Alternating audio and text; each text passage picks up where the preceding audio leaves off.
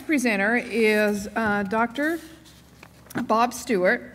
Bob is an professor emeritus of agriculture and career and technical education, and was the chair of the Council for Career and Technical Education at the University of Missouri, Columbia, and was appointed as an adjunct clinical faculty member in the Sinclair School of Nursing.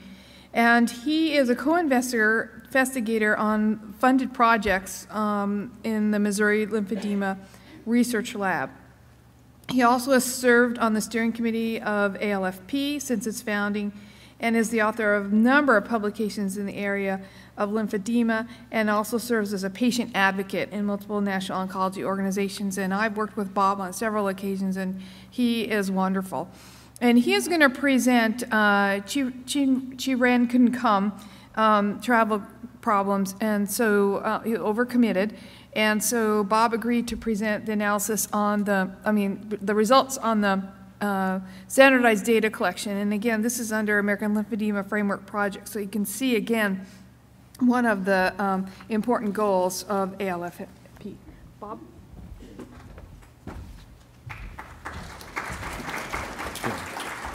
Thank you very much. It's a pleasure to be here, and we've just enjoyed a very fine lunch in this nice facility and very good hospitality. Chi Ren is our informatics guru. He's one of these techie persons, he would tell you. And so he very generously shared his slides with us today.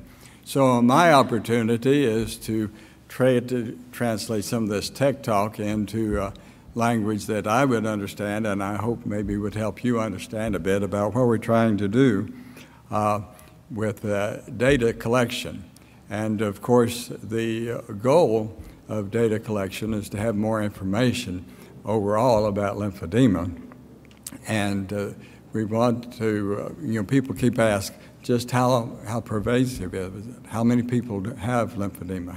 All of those things. Well, the goal is to try to collect some information, and I'd better get into the slides as we move into that. Okay. So as Jane showed you earlier, goal 2 is the development of a minimum data set to assist in the international collaborative. The motivation is to build a cyber framework, and this is where Chi Ren came in, and he has a team of informatics. He is the chief investigator of the Informatics Institute, our institution, and they do a great deal of work with medical informatics in many different areas. And then as he started a team with us about 5 years ago to take our large data set of our 350 patients of our projects, meaning Dr. Armour's projects really, I just help there. Was actually, I am a cancer survivor by virtue my wife had cancer, and then I was a caregiver. And that's how we really started working with Dr. Armour, because of the very fine treatment that we received at our cancer hospital there. And so as we move into this, and I have been quite interested in cancer survivorship, and that has really been the focus of the research we've been doing. Okay, well, that's that aside, let's get back to the minimum data set. It is a minimum data set from the standpoint of bringing information together for access. And we call it minimum data because it is not to be a burden for clinicians. There must be a good reason to collect this data. But that is the minimum part of it. And now then we would like to maximize that by collecting data from many different patients, from many different clinics and therapists, to have a maximum amount of data, of this minimum data, available. And so we call it the minimum data set, but we really want a lot of data.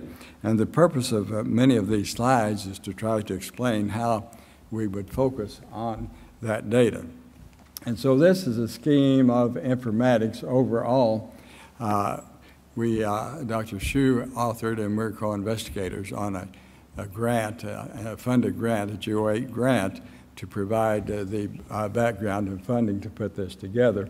And so you see that out of all of this schematic about the whole idea of literature collection and sharing and so on, the minimum data set becomes then a central focus. And so that is a tie to this presentation. Okay.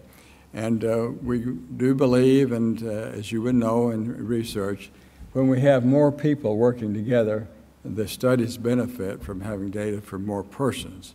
And so if you have just a small amount of data, people will ask, well, can that be replicated? Would that be true? But as we have data from larger numbers, we can have better research. And so we have a cyber infrastructure. And in the middle of this, you see the middleware. And out of this middleware, and that is where Blake Anderson and Dr. Hsu will concentrate in pulling together the information that comes in. Then reports can be sent to the state and the federal reports. There can be reports go to academic in terms of published articles and literature and applications for clinical settings. Okay, then we will have represented there news releases, library information. We will then have tools available for us to explore that data to provide more information. We'll have researchers and therapists inputting data and asking questions. We'll have physicians and nurses hopefully looking at this site. You've heard about physicians today. One of the challenges is to have information that they will find interesting, to get them interested to come and look for information. We will have, the patients and the public, and of course, very important, our industry partners and how they can also input. They have contact in many different ways and can provide insight, as well as they can come and ask questions or gather information. And so this is how we anticipate this growing. Okay, the minimum data set will include limb surveillance. There will be different calculations, and as this data comes in from different sites, it may be collected by parameter, it may be circumference, it may be some other method, it may be water displacement, as Dr. Feldman uses, it may be impedance. And so then the middleware people, and that's going to Blake now, right now, Blake Anderson, will do some kinds of, and this is where the informatics come in, programming. Now, I can talk about it, but he's the one that knows how to put the things together to get the computer to do it, and that's the important part, to eventually pull volume out of that data. Okay, there will also be symptom tools, and we will look across the different estimates, and there will be fields to identify what symptom reports come in from the different institutions or clinics, and such as the breast cancer questionnaire that Electra mentioned in the 70305 study this morning, and we have that data on all of our patients, and it's being used in many sites across the country. At MD Anderson, they're using a different form of that for melanoma. I think you heard about that also today. So this is how we see minimum data across many places, trying to pull that together, and that will be the symptom part. And then, of course, the characteristics of the patients, the age, the height, the weight, the history as a primary or secondary lymphedema that Mike so carefully explained to us today. And so to date, we have started and we have cooperative agreements and data agreements signed. And I would say that our lawyers have worked out a data signing agreement that is signed by both institutions, and that has been vetted out in terms of copyright and intellectual rights and those types of things, which are important and when you get into a sharing of types of things. But we have the Alina system, the MD Anderson, North Shore, Dr. Feldman's, New York University. We heard about May Few writing one of our journal articles. The data at Missouri, Nicole now we know has left Bethesda, but before she left there was a signed agreement to have data from the work there at Bethesda. And then the Women's Health Center here in Ohio that used our instrument quite some time ago. Okay. The challenges then of our middleware people are to make the, as I talked about, the measurement methods to try to normalize these for users so we have across the way ways to talk about volume changes. And then if we want to query and see how many meet a 5% change or a 10% change, they would be able to calculate that out with some efforts. And then we would find out the number reporting that for different conditions. They will also be able to tell us, in fact, we just looked at some data, how many have reported upper limb lymphedema, lower limb lymphedema, and some of those types of things. And so this will be some of the types of things that come in. Different sites may ask different questions, but it is to try to pull it together. And we'll look at a slide or two to show how some of these cases might work. This would be on the bottom. Well, let's take time. There would be a date or a time collected and identifiers. Some sites would use a T1, a T3, a T5. That's what we've used in Missouri. Some other sites would just do a 0 visit 1, 2, 3, 4, 5. But it would be some type of site. We would try to affect the affected side of surgery, and that would be identified, or limb volume side. And so what the challenge is to pull in different ways and get a common data set so that you can look at common data. You don't want to compare apples and oranges. You want to try to standardize that. That's the challenge of the technology people. And I can tell you that they are convinced they can do it. I can't tell you how they're going to do it, but they're going to do it. And I'm convinced that they will do it, because we just asked for a report that was, well, we found it last night as we got here, and so I'll share that with you in just a minute. The elements in the data set right now will deal with quality of life, the measurements, and the symptoms. This would just be illustrative, but you would see that the blue would represent what was available on quality of life from 2 institutions. That would mean they're using the same measure of quality of life. Maybe it's a FLIC, maybe it's a SF36. But Site 4 here has used a different instrument. So as the set develops, will we find another site using the site that the site red is using? That will be a part of what will unfold as we look at quality of life. The same might be true on measurements. This may well represent our site. We have had lots of visits now. We're getting people 350 for 7 years, and they've come in. You know, for a while it was 3 times a year, then twice a year, then annually, so we have had lots of visits. You multiply that by both a pyrometry and a circumference measurement, and you would see this kind of data, where other sites would maybe just have pyrometry, or maybe this site would have impedance and pyrometry, as Dr. Cormier told us this morning. Okay, the same would go through for symptom data. We would see here, and this would be encouraging, that a couple of sites have basically collected all of the same symptoms. Here we'd see minimum symptom data on these sites, and then the red, and I guess you're not seeing my finger, but the red one up there would be some different kinds of symptom data collected. So that's the challenge that our informatics people are working with. Okay, when we put the slide together, there were 5 sites reporting 719 patients. You see that's 6,946 records and 634 fields, meaning that a lot of those were the same field but investigated over time as our people have come in. I think we're about up to T13 or something like that on different individuals. And then we have the 216 quality of life fields, the volume fields of 31 different fields, making different ways that they assess that, and this is their term. Now, to update this, as we looked at the data he just sent us last night, we know we're well over 1,000 patients now, probably getting closer to 1,200 patients as we will be able to do the next amount of data.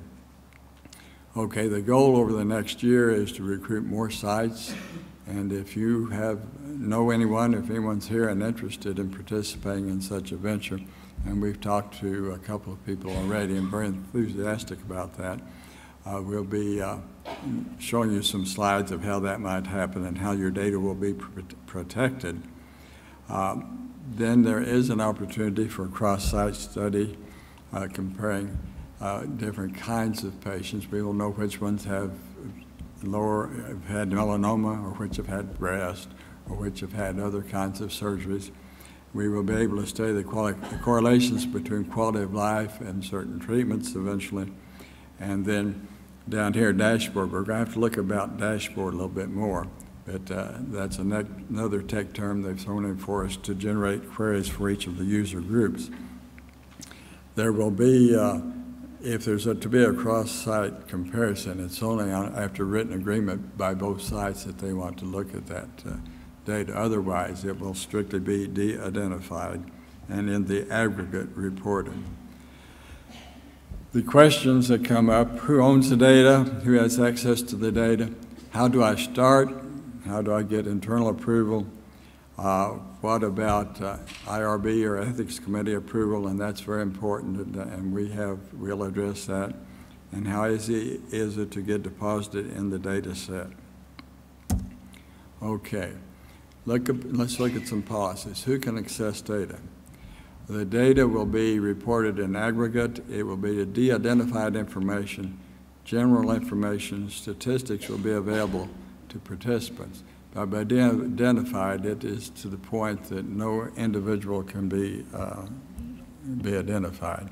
So there's certain information that can only be transmitted, and then the institution will also be given a de-identified code, so it will be even institutionally protected. So it becomes a part of the larger database.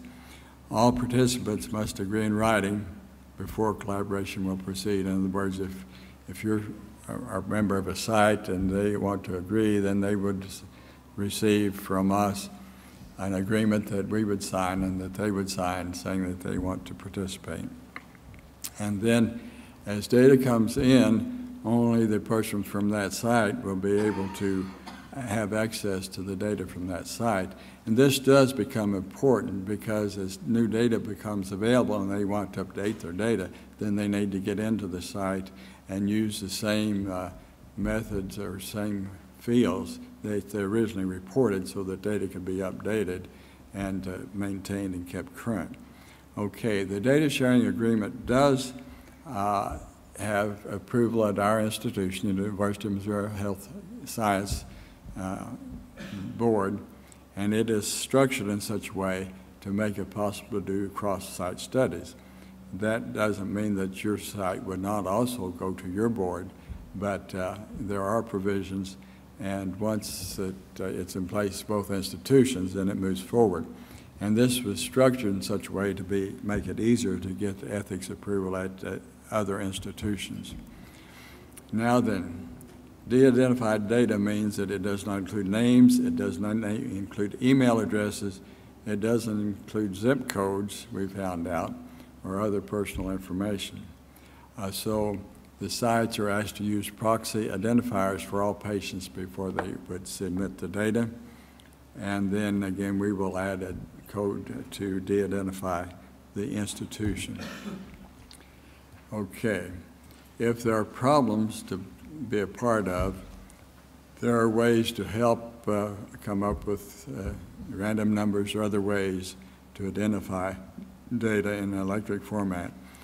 Blake Anderson, and that's the key name right now, is newly appointed, but he's quite good. We're quite enthused about his ability and his knowledge to both program and to manage data and to interact.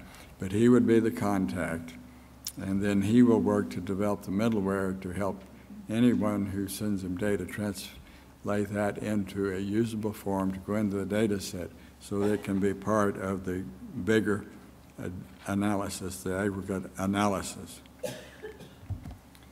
Okay, there is now a web-based tool for the LBCQ. That's Dr. Armour's developed and validated and reliable instrument for symptom and data collection. And that is, we have a web-based version, and we also are working on a mobile application. Well, we're not. We're reviewing it. We have one of Dr. Schu's students developing a mobile application we'll talk about. The Fact B has also been placed on the web. And then talk about protocols. There are sites in the United States and abroad right now. And this is really going back to that very first graphic code where we saw people coming in, doctors and nurses. It's kind of saying in words what we looked at a while ago. But it is also saying that as the site develops, it will be available for viewing and for querying by different researchers. And obviously, there will be a great deal of data and many questions that should be asked. And it is the dream to have researchers, others like here at Ohio State, Arizona, other institutions, would also be interested in querying the data and then perhaps seeing what uniqueness is applied to their institution or individual and how that could enrich research and actually the reporting of data. Individual stakeholders will be encouraged to request and develop an incorporation of queries for stakeholders, and some of that we can help facilitate. If it gets to be too wordy, there may have to be at some time some small charge just to help facilitate that to keep it ongoing, but we want this to grow and be useful. There will be possibilities for data mining.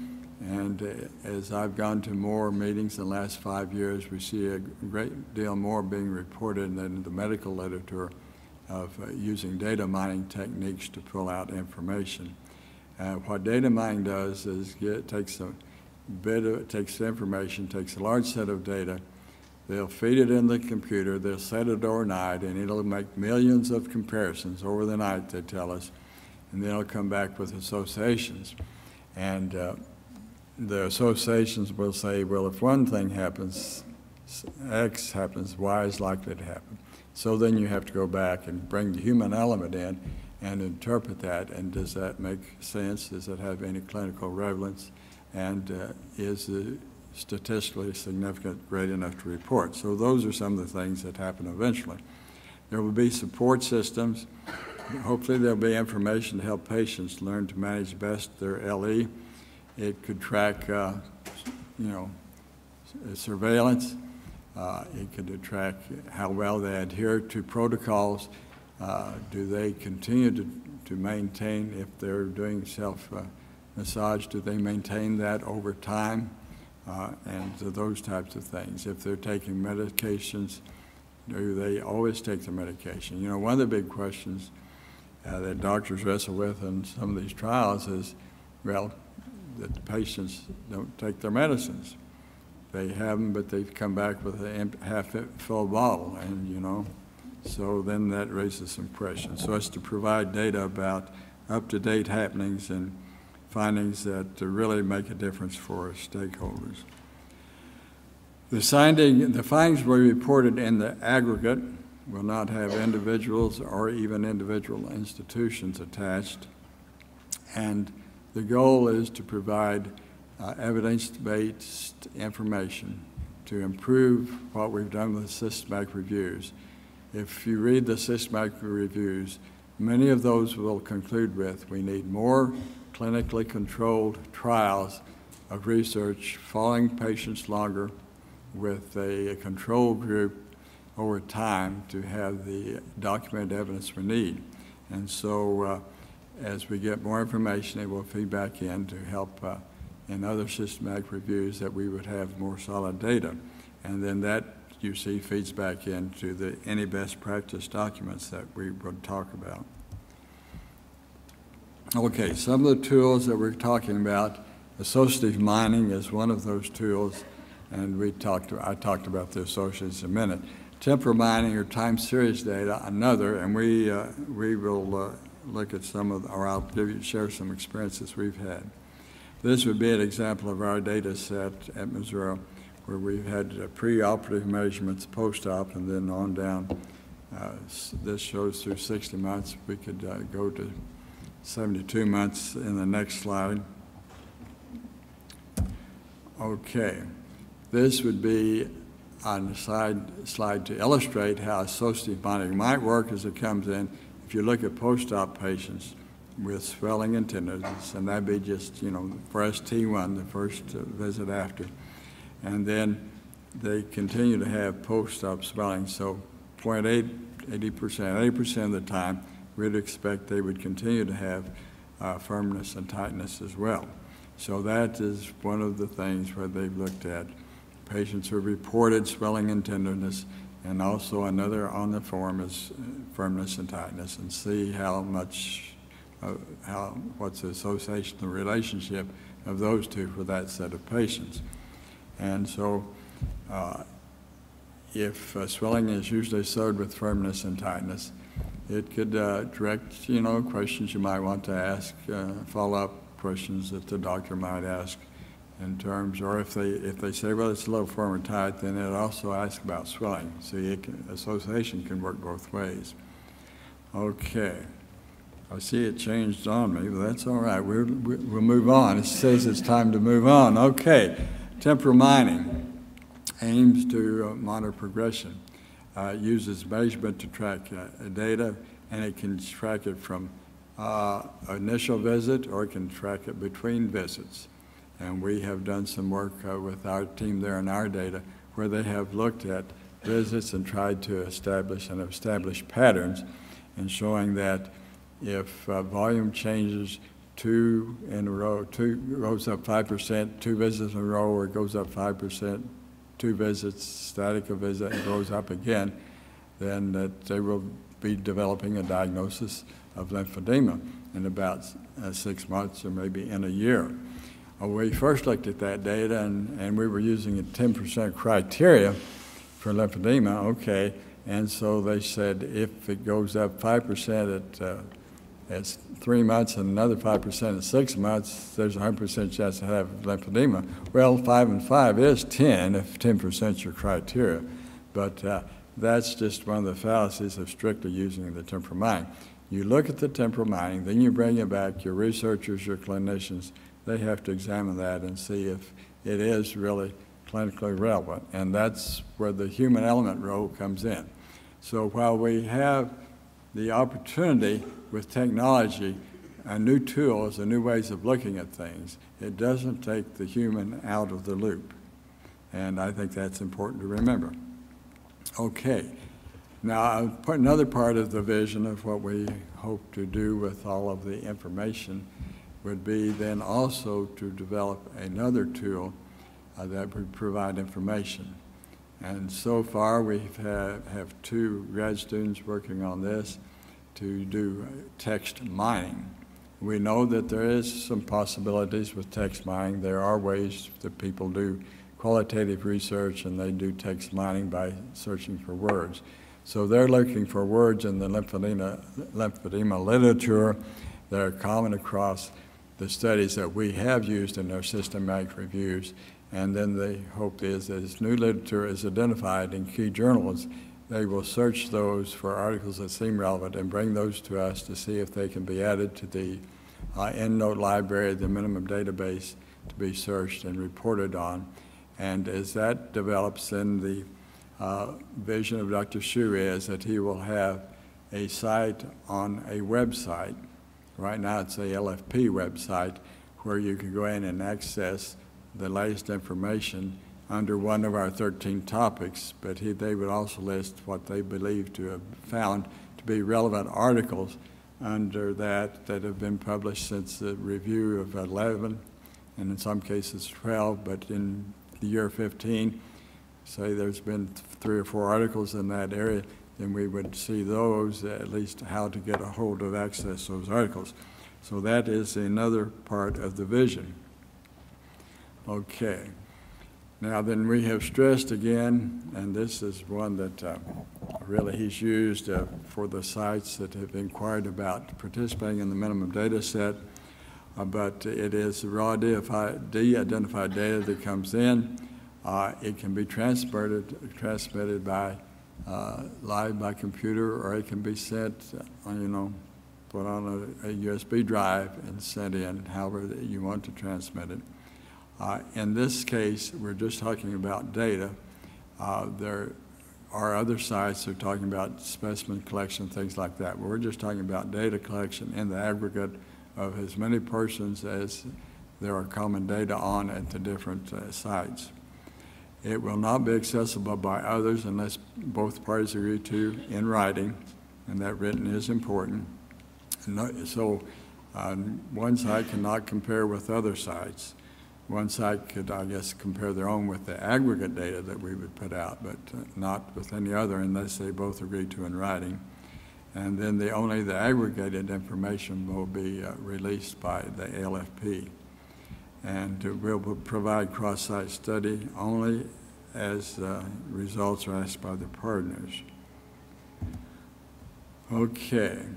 The take-home message is that it provides researchers the examination of study outcomes across multiple sites. It increases the numbers, and that increases the power of studies, as researchers will tell you. For health professionals, it helps to provide the latest research on effective treatments.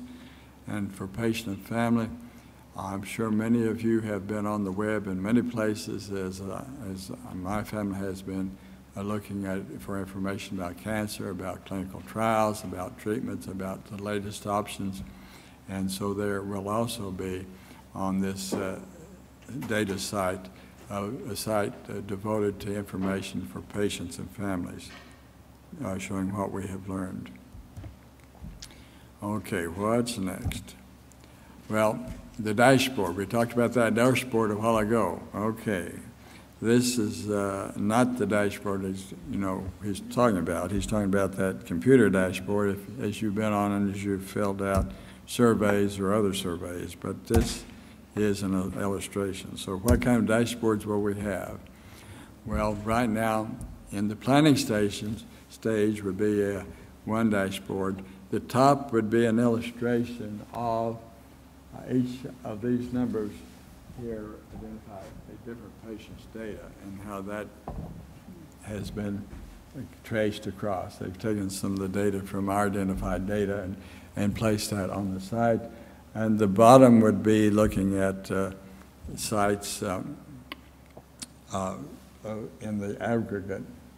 And so therapists might like to see patient volume over time and compare it to patients with similar symptoms.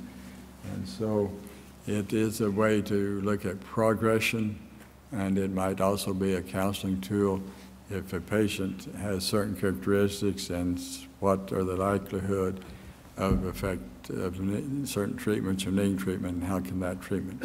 Okay, now this, folks, is the dream. It is yet to come together, but just as we get data in, these are the types of things that we would hope to be able to do. Hope that you would be able to search the dashboard for information, and that information might be on numbers answering a certain type of question or a certain kind of symptom. And so the idea would be then for patients to be able to look at the volume, to visualize measurement trends, and to help to look at progression of treatment. And so that means, is it steady? Is there improvement? And that would be a part of it. If it was on an individual basis, this would illustrate how it might well show the comparison. The blue is representing of the right arm here. The red is representing of the left arm. And you'd see the different changes, how one is static and how one is changing. And you see the blue line going up, assuming that's the line representing the right arm that is developing swelling. Okay, we mentioned that there was a mobile app, and we'll go through the mobile app fairly quickly because it is in development, but we have a nurse patient in St. Louis has been our key primary reviewer of that, and we will be rolling out in NLN. There will be people there. It is to be available both on Apple and Android, and illustrating how this mobile app might be used to collect data. Okay, enough about the app.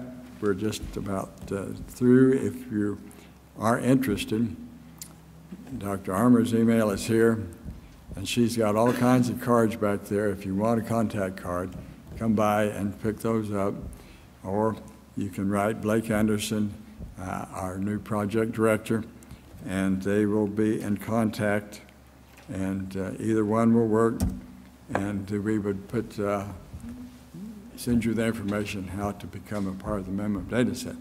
Our goal is that if you're interested at all, you share with information what the dream is and how to contact if you have data, or if you know a therapist that might have data, or a clinic. We'd like to have that. We think that would help. This is a picture of our informatics team. There's Dr. Shu, who's not here, but who is leading this project and is our chief techie. And would like to acknowledge our stakeholders, of course, the American Cancer Society and Lungeberger, and of course, we know that the Lungebergers have been great supporters of the breast cancer effort, and in this case, lymphedema as well. And of course, then the data that we have had from NIH, and then Dr. Shu is also supported by an informatics grant. So that's the update from Missouri. Electra? Thank you very much. If you engage in your data mining, would you envision that there might be an iterative process where you might have a feedback loop that would add to incrementally the minimum data set going forward? It's possible. They'll say it's possible if we see what it might be. That could be an example. Is there a certain symptom we want to pursue? And yes, that's very feasible. That's the whole idea of having it together and being able to manipulate the data. Very good question. Yeah, great question. Great question. Okay. Thank you again, Bob.